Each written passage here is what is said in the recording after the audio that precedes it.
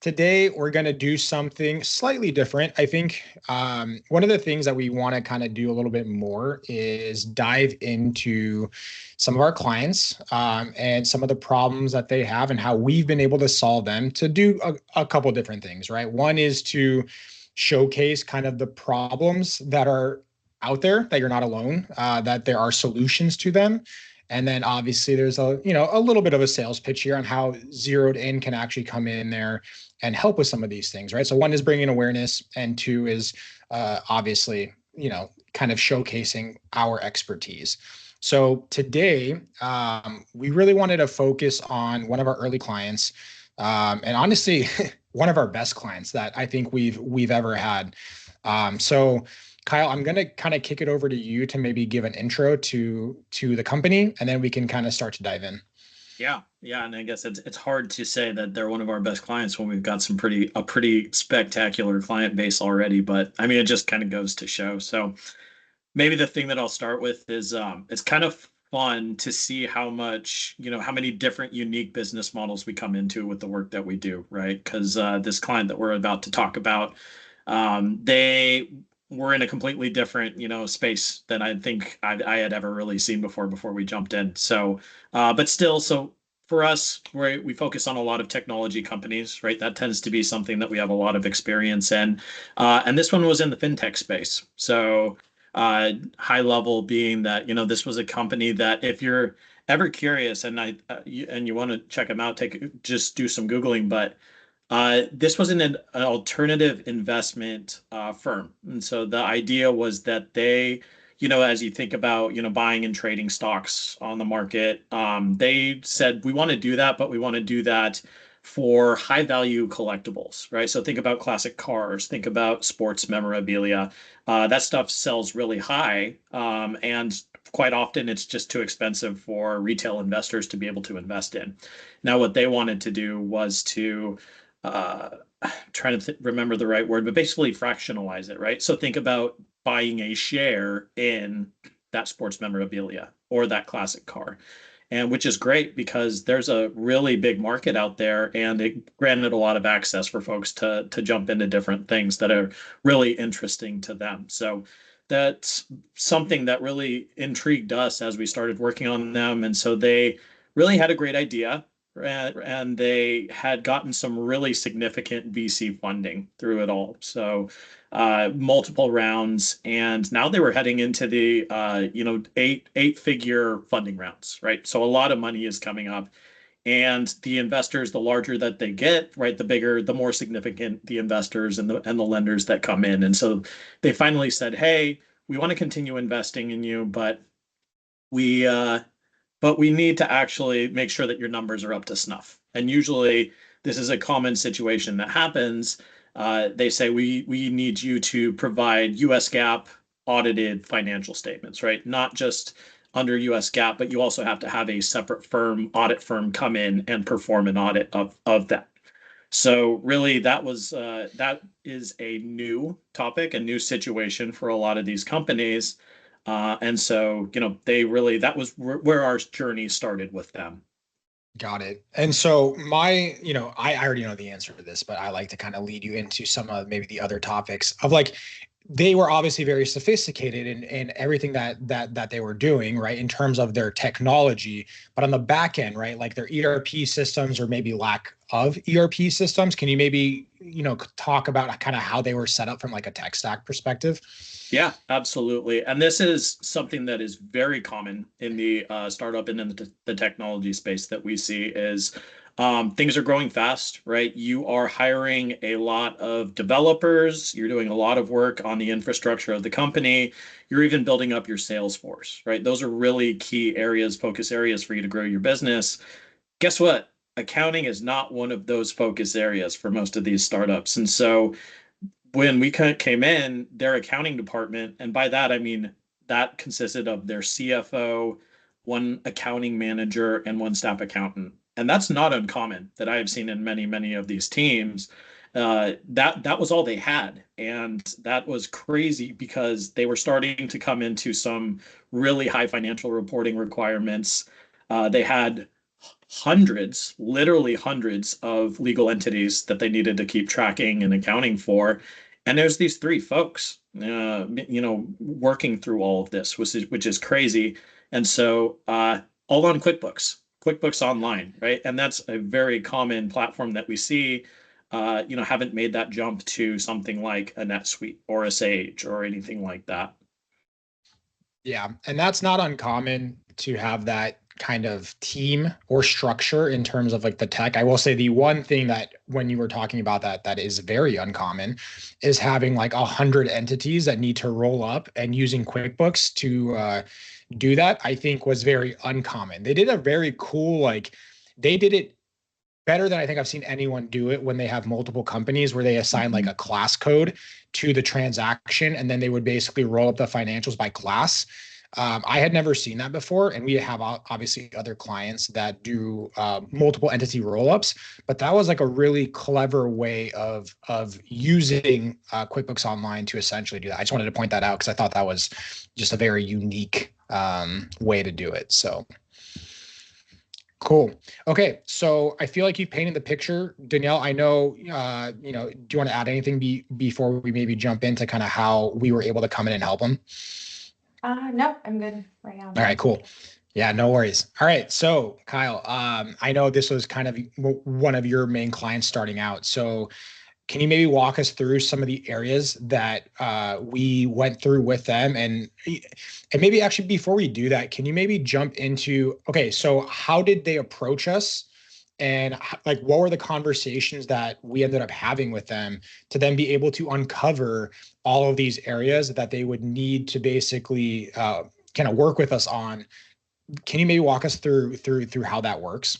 Yeah, absolutely. So think about as they're closing one of these large funding rounds, they're getting the term sheets, they're getting everything closed, the funding comes in, big celebration time, right? And so but as you kind of put together those agreements, the requirements to get that funding are popping up. And so one of those requirements, as I mentioned before, tends to be, you need to provide financials to the investors, to the lender, by a certain time, right? There's usually a deadline behind it of maybe, 120 days, 150 days, something like that. And so they were starting to come into this reporting requirement.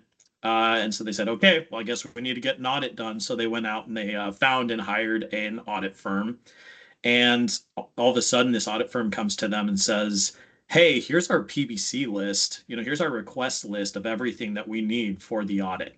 Anybody, all of you have seen that request list. That is not a small list. That is like dozens, 5 items, right? Yeah. Yeah. Dozens, if not hundreds of requests by the end of the audit, right? So there is a lot that goes into these. And as a company that's not as, that aren't used to these requirements and understanding everything that needs to be provided and how it needs to be provided, they just weren't, they're a strong team in what they do, but they just didn't have that necessary expertise when it comes to these more complex and niche areas. And so that was when they had reached out to us. They basically said, hey, we need help. It's the three of us. We do not have the resources or the time to really focus on this. So that's when they reached out to us, was to say, hey, we need some help, and can you guide us on that journey? So I do want to maybe stop you right there, because I think you definitely pointed out one of the common things that we see with clients is like, oh, we don't have maybe the expertise to go through an audit. Maybe they've never been through an audit themselves. But there's other, there's other, what I would call like trigger points too. There's capacity issues, right? Going back to their team size, they have a team of 3. They're managing, hundreds of entities. They're, trying to keep the operations going. And before this all happened, there was, they were already working a full-time job. And then on top of that, basically, they need to start preparing all of this documentation that they've never prepared before to get ready for an audit. And that in itself is like almost a full-time job, right? And that's if you know what you're doing. Now, imagine if you compound that with the fact that, okay, I don't know what the auditors are looking for. I don't know how to streamline some of this. And so I can see how that can like cause like a lot of anxiety and cause people to have like inaction, mainly because they're like, I have 3 months or 150 days to get to this deadline. I don't know where to begin, right? And so I think that's where just having a conversation with a firm like us could really help, because we've been through it before and we've successfully helped plenty of people, prep for an audit, successfully go through an audit. And so anyways, I just wanted to kind of maybe point that out, as there's multiple reasons why I feel like a firm like Zeroed In, or even hiring someone, it doesn't have to be us, it could be someone that has that expertise to be able to come in there and kind of walk you through it, because it is cumbersome, right? So anyways,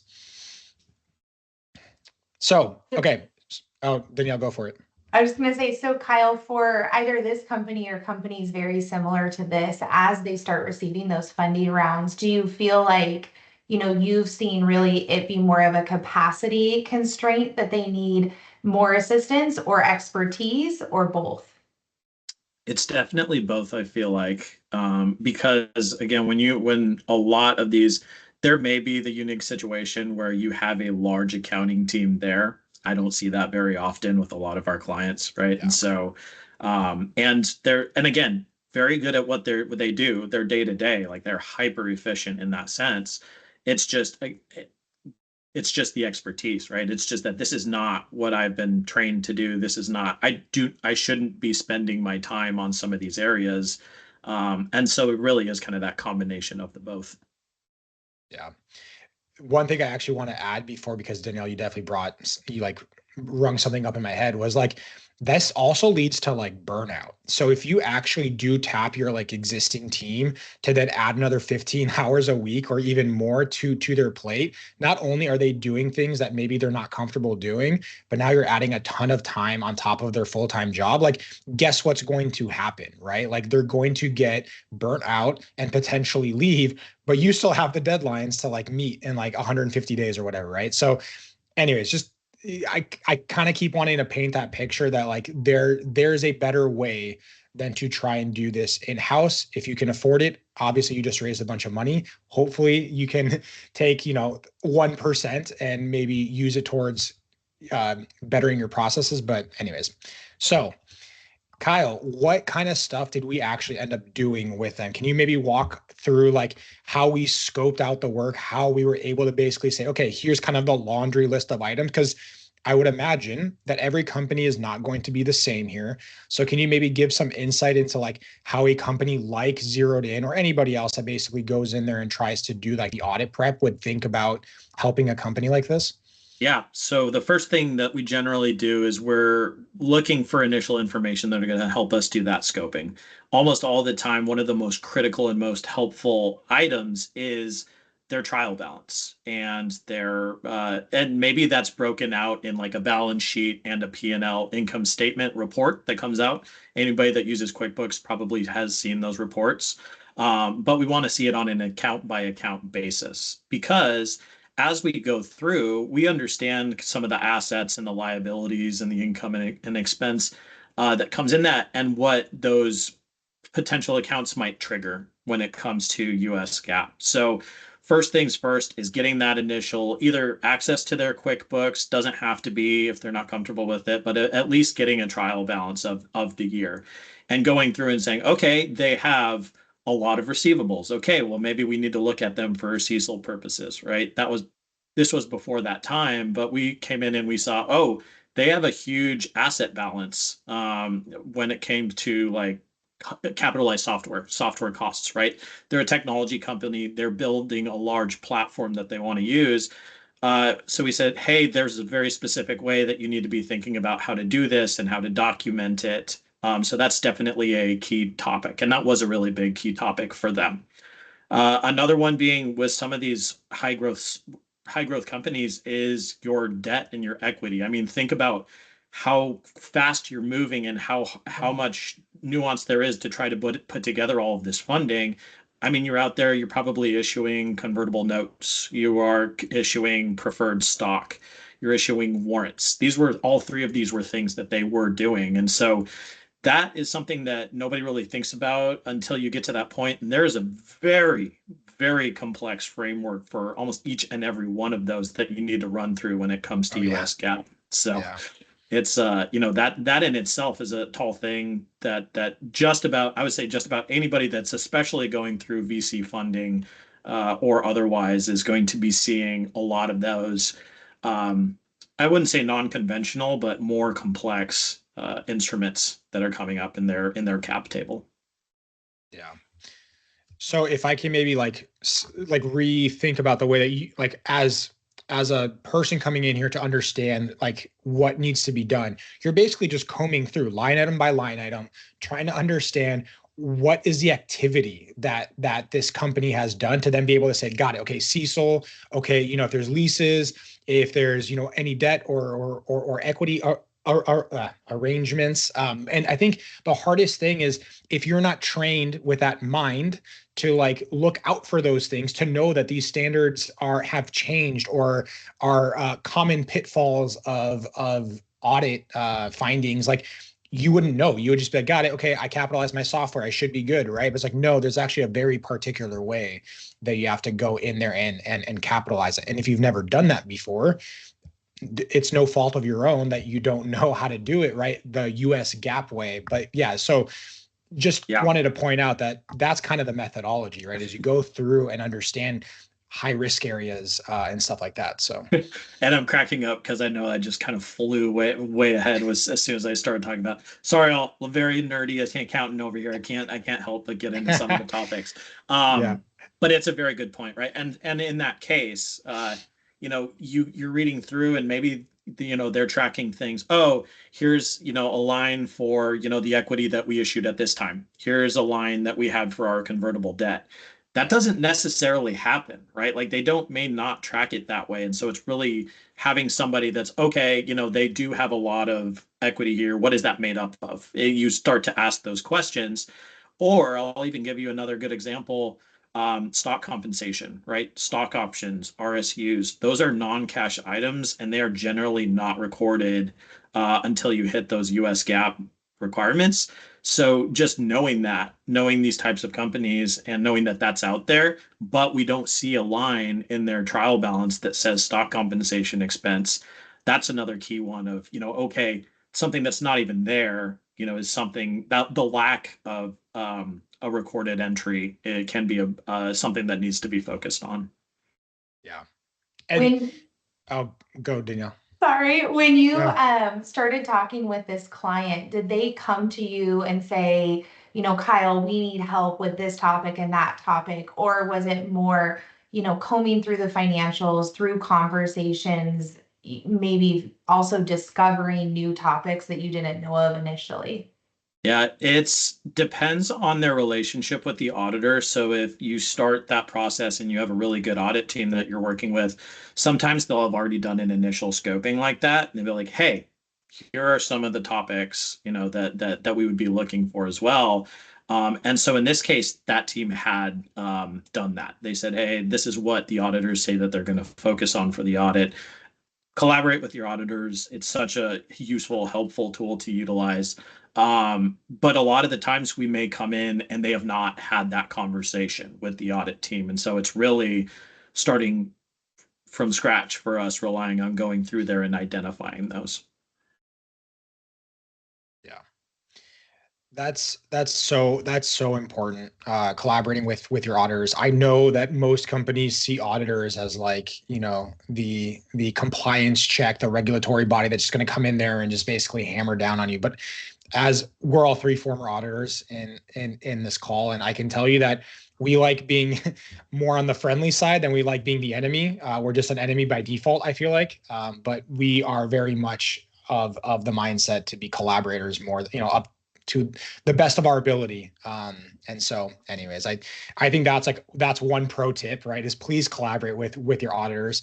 The second pro tip that I wanted to mention is if you have, any kind of equity out there, like RSU, stock options, whatever, please use something like Carta or a Carta-like product out there that helps kind of manage all this. If you're using an Excel spreadsheet, it could get a little tough. I guess I'll just say it that way. There's easier ways to manage this stuff. So anyways, that's just a plug for Carta, I guess. They're not paying us. They are not a sponsor. We don't have sponsors. Yeah, we're not yet. Sponsored. Yeah. Yeah. Carta, tip. No.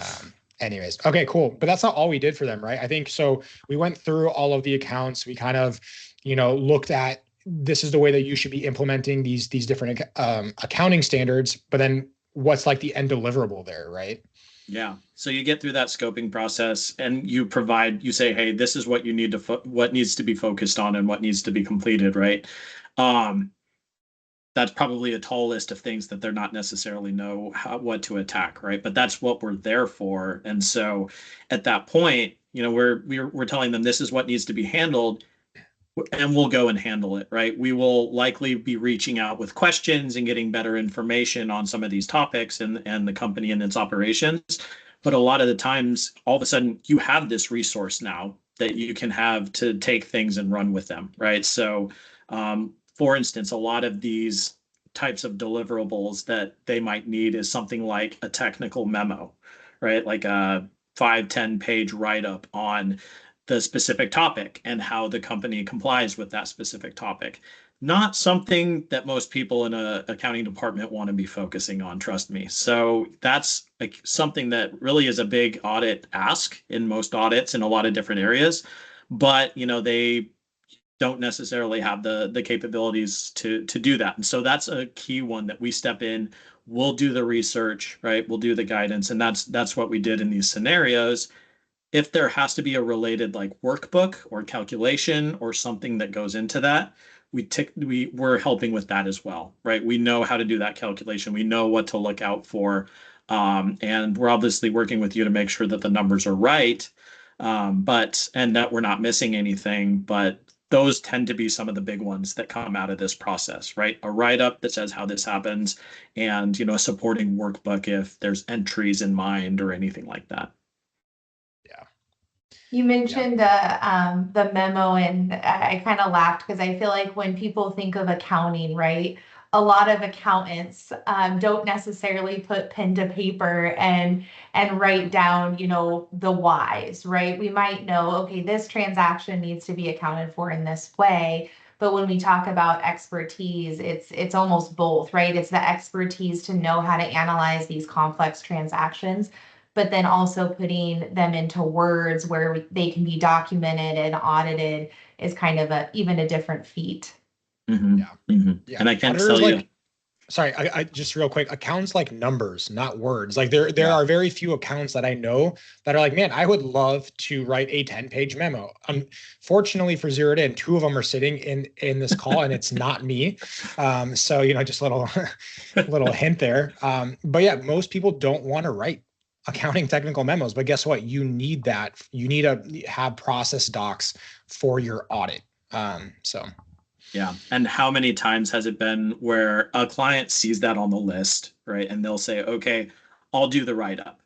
And, based on the information that they know, it's a few paragraphs. We're lucky if it's like a full page, right? And so that's what they know. And it gets sent off to the auditors and it comes back immediately with a ton of back and forth. And that's probably one of the biggest headaches with these audits and it's not like trying to be created by the audit team, but it's, hey, we need more information. You need to actually evaluate this the way that we are. And that is like pulling teeth if you don't know, the process, right? Because every time you send back this write-up and they come back with questions, you can imagine the number of calls and the number of rework, and nobody likes to, see that much that they need to be continued doing when they don't know what's left to be done. Yeah. It's like less about documenting the process and more about saying, we have considered everything in the scope of this standard. And here's where we fall out, where people are like, no, but like, this is how I account for my capitalized software. It's like that's great. But did you also think about this? Mm-hmm. And if you don't have that documented, well, then now you have to go figure out, think about it and then document it. So yeah, but you wouldn't know that, right? We know that because we're trained professionals, but most people are just like, yeah, I'll document my process. That's easy. Yeah, well, they'll find out. Cool. So, okay. So let's just say we've gone through everything. We've documented, we've implemented. What else do we potentially help this client with? Sure. So I would say tracking on that, right? So we have our marching orders. We look through that request list. There are things that the team can absolutely handle and is best suited to handle, right? Things like pulling support for testing and all of that. Maybe we can be involved with that, but maybe we're not the right fit. So we focus on the things that we're best suited for, and we have that conversation with the team, right? We'll take these, let's divide and conquer. So that's all happening. And so that gives some peace of mind for the CFO in this case, who is like, okay, cool. I know these are being handled over here. We can focus on these things. It's lightening the load. And so, as we do this, we're also talking with them about or being part of those audit calls, the calls with the auditors, right? So if they come back and say, hey, I noticed this issue with what you sent over. Can we talk about it? A lot of the times you may not fully understand the accounting implication or the audit implication that comes from those conversations. And so if they say, hey, we want to look into this because, it could be a problem, you're like, what do you mean it's a problem? I don't really see the issue here. We can be part of those conversations with the auditors and translate as a translator. I think that's a really good comparison to, help with that. So it's not just us going in and doing a lot of, tedious work and like providing these deliverables and saying good luck. It's more of being part of that process, being an advisor and an ally for those conversations. So that's a big process. So going through what you were saying, John, is like we're doing all this work and we're doing that so you don't need to be worrying about some of these items. And so at the end of the day, those items are getting checked off the list. And so, for us, the successful audit, an audit is most successful and everything's completed and checked off the list, right? Before the audit deadline, ideally. So, and you can do that when you have a good dedicated team working on those requests. Yeah. Seeing it through, I think, is just an important thing, that we don't just hand off deliverables and just basically, and most people don't. I don't think that that's actually like a common practice. It's like you are a partner with your clients and you see it through. And because we're the ones that probably did a majority of the work, we're also probably the ones that can speak to it the best.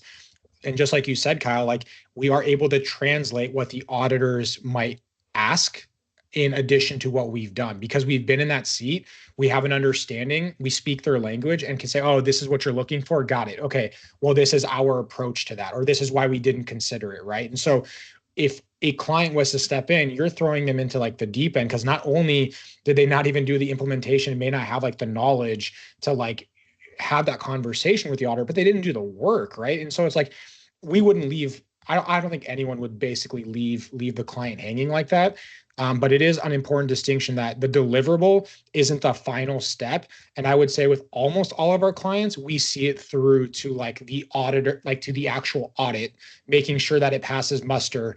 We are happy to have those conversations with the auditors and, speak on behalf of the company. So that's just part of the service, right? Mm-hmm.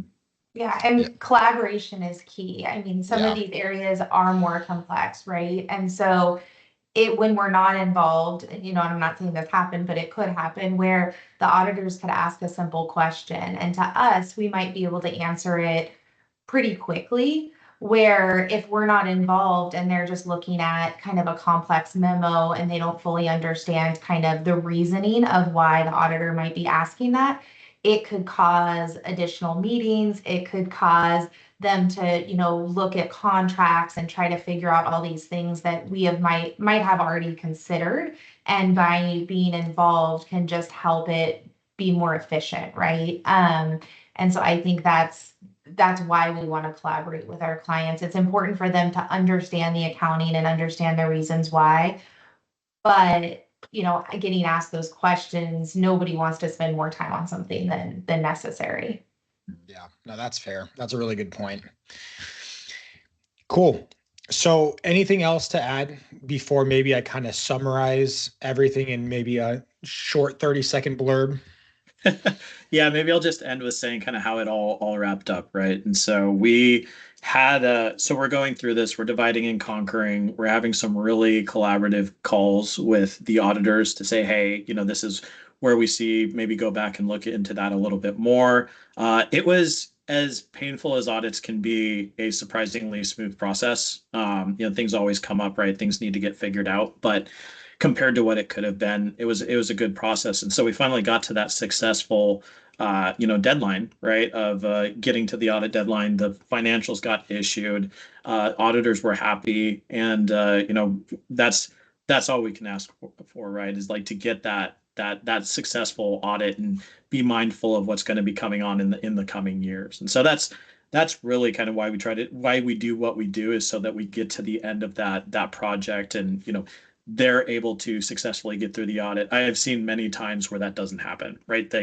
There's a sticking point, there's an open item where just they can't get around, and it's a failed audit, right? Like you just never actually issue financials, and then you're in trouble with your investors and your lenders, and it's just a very, very difficult place that you don't want to be in. So being able to help them not be on the right side of that is really what we enjoy doing.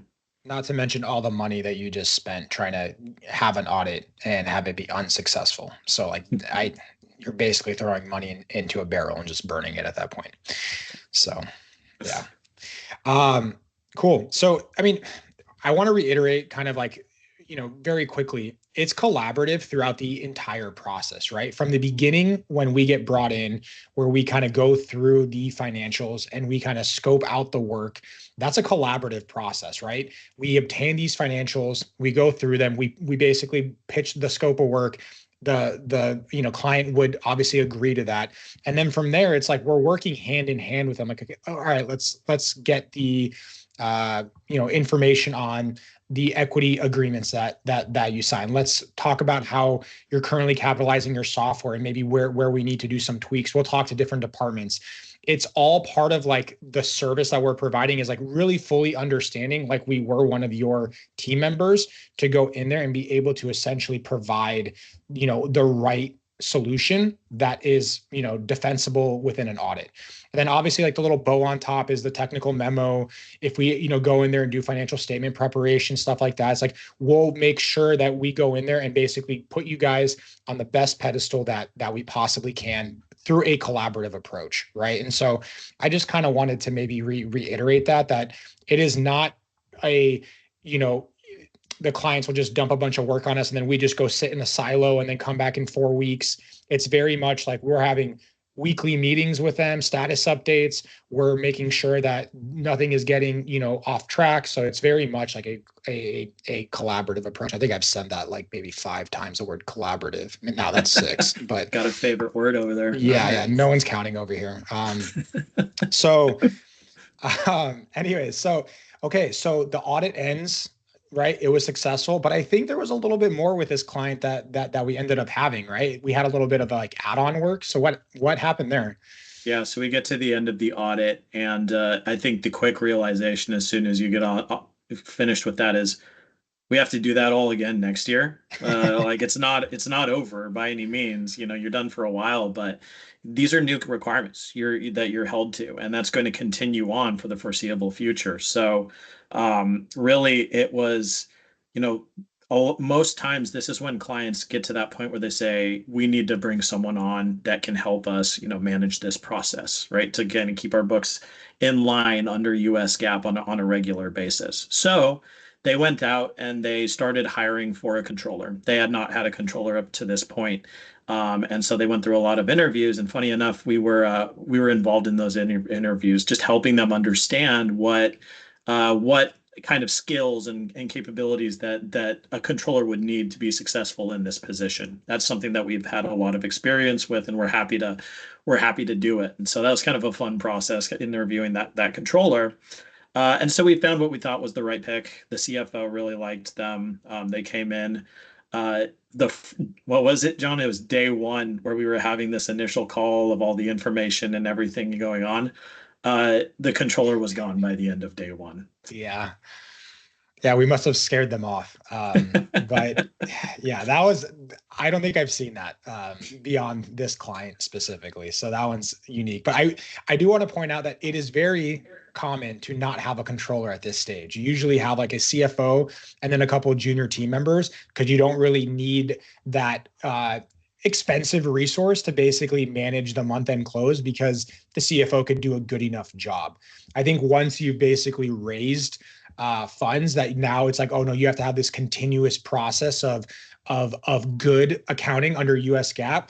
That's like, in my opinion, one of the trigger points of like, oh yeah, we need like a true accountant in here, right? Not like a CFO that acts like an accountant or a accounting manager that is trying to level up as a controller. Like, no, you need like a real dedicated resource that understands the ins and the outs. So, yeah.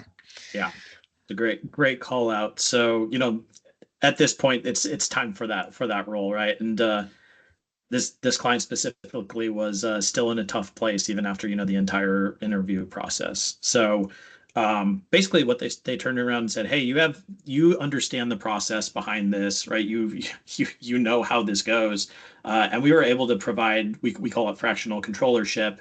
We were able to act as that controller for them, right? Zeroed in being their controller. And so, not necessarily needing to be there 40 hours a week, but, we can focus on the important areas that keep them in line. And as new transactions come up that need to be dealt with, we're top of mind and we're plugged in to know how to do that. And so they engaged us for controllership, which tends to be our other, really key service at Zeroed In. And how long did that continue, John? It was like they were continuing to find a full-time hire. Eventually you will probably want that full-time hire, but in the meantime, we were able to help them for over a year or so.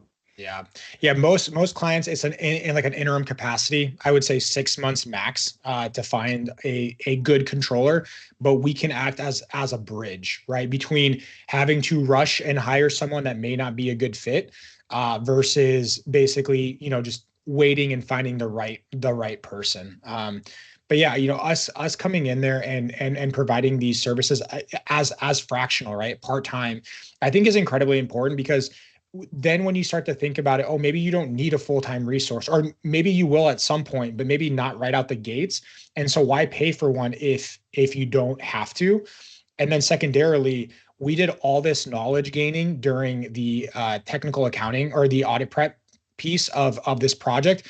It's not like we were going in there brand new and being like, how do you do, your capitalized software? It's like, no, we had already had these conversations with you.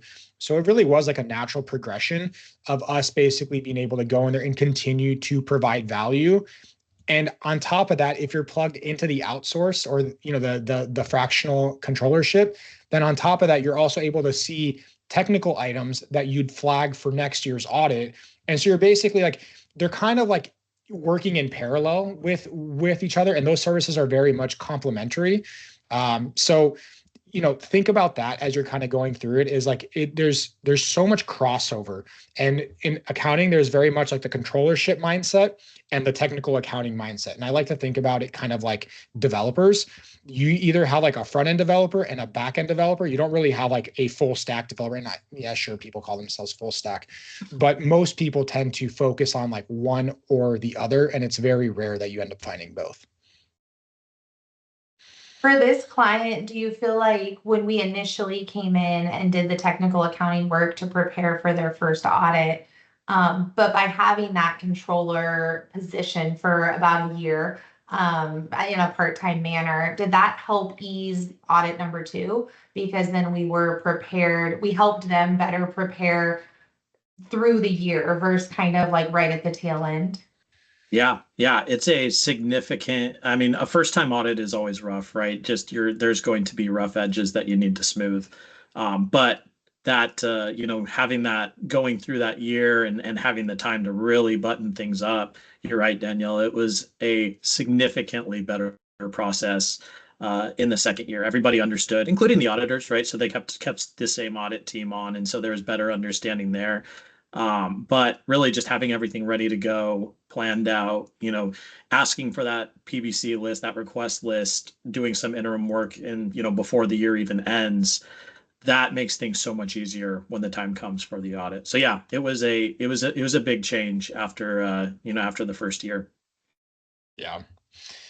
And, just as a final note on that, right?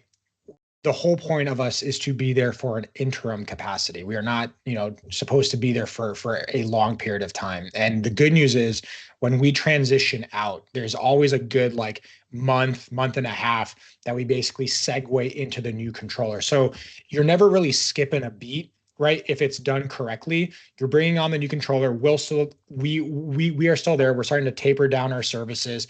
They're starting to ramp up. And then there's like this natural transition.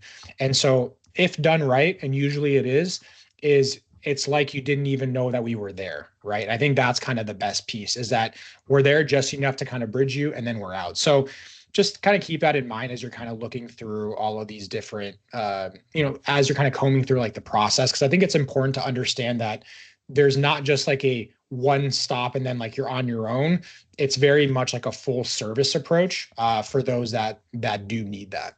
Yeah, and maybe you even want to, have us on in a reduced capacity going forward, right? To have that comfort with some of the more technical areas. So it's not necessarily where we're like, adios, good luck with everything after the controller's in there. We're usually able to, at a reduced capacity, at something that makes sense, continue to be that advisor to them and to help the controller out, right? Because they're about to have their hands full with a lot of different things. Yeah, that's very common. A lot of our clients tend to basically tailor it down just to keep us kind of like on retainer. And that works for them because there's no surprises at the end. So cool. Well, I know we went through this use case, and I mean, this was really helpful. It's kind of nice to relive some of this stuff because I feel like we can really obviously provide a lot of value to our clients, and it's kind of nice just to kind of walk through some of the things that we've done in the past. This is the first of many walkthroughs that we're going to do. But Danielle, Kyle, anything else to add to this before we maybe hang it up here? Nothing major on my end. I mean, it's really just, I think we've talked about it a lot, but there's a lot of uncertainty for you as you come into these new requirements, right? And it is hard to know what to do. So hopefully, some of what we've talked about is giving you some of those ideas of you're not alone and there are resources out there that are available to you. So, don't lose hope. And it can be a very stressful time regardless, but just know that, there are ways to help you through these uncertain moments. Yeah. And at a minimum, like please at least just call someone to at least understand what you're getting up against, because those calls are typically free. No one's going to charge you for a discovery call. So if you're at a minimum, just like, I just raised money, I don't know what to do, just call someone, have them at least kind of point you in like the right direction. And whether you want to sign up with them or not, that's fine. But at least you'll have a better head on your shoulders than you did before you had that call. So my last pro tip of the day, just make the call. Yeah. We even like to give some free assessments like that when people reach out, right? Just, hey, let us take a look through your financials. Let us show you some of those items that are going to be out there, whether you proceed with us or not. Like that's totally fine. But you are armed with more information than you were a day ago. Obviously, a lot that we've talked about here. And I know, at least right now, we're about to head into a very busy audit season. This tends to be the busy time for most companies at the end of year. And so hopefully this was helpful to you. Good luck with your upcoming audits and year-end closes. And let us know if we can be of any help.